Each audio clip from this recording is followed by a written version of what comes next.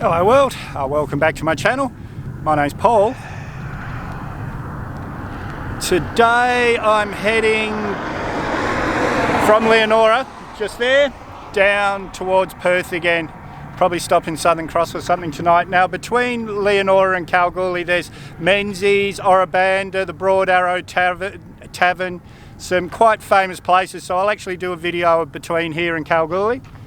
This is Lake Rayside. This is part of a larger lake system that travels for 800 kilometres. Look at it now, you wouldn't believe it, but this does flood every now and again, covers the road, people get stuck either side of this bridge. That's enough of me for now, let's roll that intro.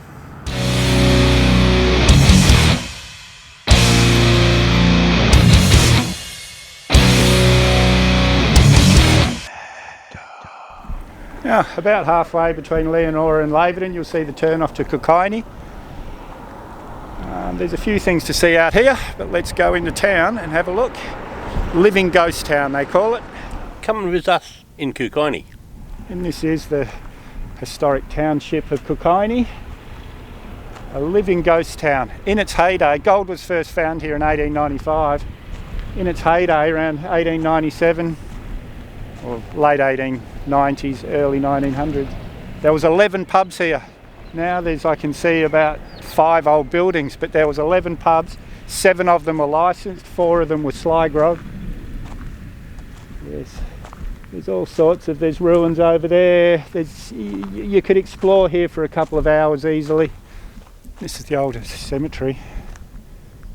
There's a guy there, rest in peace, 2008, so this is still, it wasn't all old stuff. He must have loved Kookynie so much he wanted to be buried here. There's flowers over on those graves, so I'm guessing they must be very new. But yeah, there's some really old stuff in here as well. We're still on the Kookynie road here. This is the township of Niagara. And there's really nothing, if you just looked here you'd think it was bush, but when you look around you can see a few old mines, you can see the foundations of buildings, but it just goes to show, guys, once the gold runs out, the town disappears.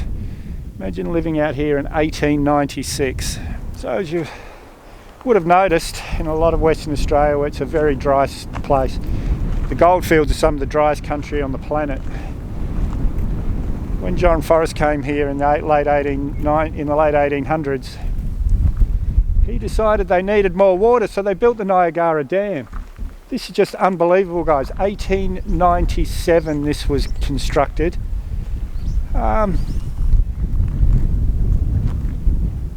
There's a board up there that says, was this the 8th wonder of the world or a white elephant? But look at this, it's still holding water 130 something years later. Just unbelievable, guys. And I can't find any information, but there's barbecues here, there's a toilet block up there, there's a caravan parked or set up down there, there's another caravan set up over here, so I'm pretty sure this is free parking area. And there are walk trails you can do all through here, they're all mapped, little information things as you go along so you don't get lost. And now we're in the township of Menzies. This is the old Pioneer store here. Now, in 1895, the government allowed businesses to set up on Crown land, land that wasn't up for private sale yet. And James O'Donnell set up this shop. It's been running pretty much ever since. Now it's an art gallery. Well worth having a look. This is the old homestead over here. This is the Menzies Hotel. It's a general store during the day, but a pub at night time. It's a visitor centre up here. Let's go and see what else is in the area. Maybe a really embarrassed giggle. And that's this gorgeous old building, the Shire office, built in 1896. And we've got the Anzac Memorial on the wall here. Amazing. Come and visit us in Menzies. And all these concrete foundations here. This is all that's left of the township of Comet, Vale. This was gazetted a town in 1916, but it's more evidence. Once the gold runs out, the towns disappear. This is the old Kookynie township. A couple other buildings up here about the same age. Just amazing. And when I was telling you in the Laverton video about the Golden Quest Discovery Trail, this is the actual map of all the stuff you get to see on the trail. This could have been built a week ago. Just amazing. We love WA. You hear all the birds, guys? Just amazing. This is the old Broad Arrow Cemetery. It was used from 1895 to 1921. And if you look at that yellow board there, that's all the people that were buried here. So it was, that's quite a few people. Oh, listen to those birds. Now I'm about to go into Banda now, then Broad Arrow. I missed Siberia. We'll have a look when we get to Banda whether it's worth going to Siberia or not. Yes, Siberia in the middle of the desert.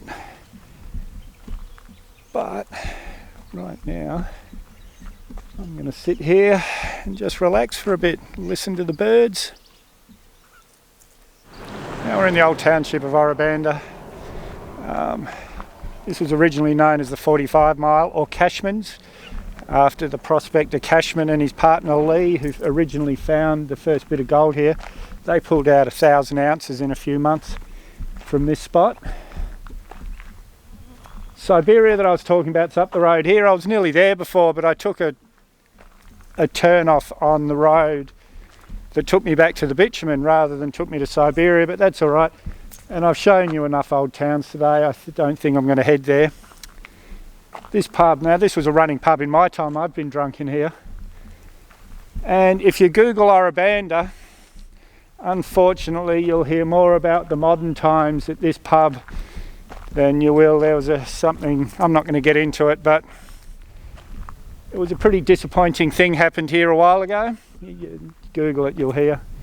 But yeah, this is Banda. Let's head up to Broad Arrow. And this is the site of the original 45 Mile camp. I now know it was called 45 Mile because it's 45 miles to Coolgardie, not to Kalgoorlie. I thought we were a bit closer to Cal than that. This is also the place of the Comet stables where they'd change horses on the wagon rides. But as the railways started popping up in different places around here, Comet slowly disappeared. Yeah. This is the old township of Broad Arrow. This is the Broad Arrow Tavern. Been drunk in here many, many, many times, but let's go in and have a look. Come and have a beer at the Broadie. And the whole wall of the pub's covered in names. Mine's here somewhere, but I'm not going to bother looking. But even in the 1980s, you had trouble finding a spot.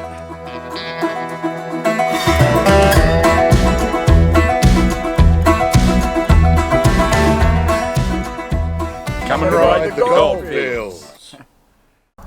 Oh guys, what a drive. Leonora to Kalgoorlie's a very easy 2.5 hour drive, but I made it last all day. I'm just getting into Cal now. There's so much history out there, guys, so make sure you do your research before you do these drives. There's so much to see. I really only scratched the surface. Now, if you haven't subscribed yet, hit that Mad Dog icon up there or the subscribe button down below. You may as well hit the bell icon while you're down there. I always try and respond to your comments, so leave a comment, give me a big thumbs up, share this video everywhere you can, and we'll see you in the next one. And there's some big news in the next one.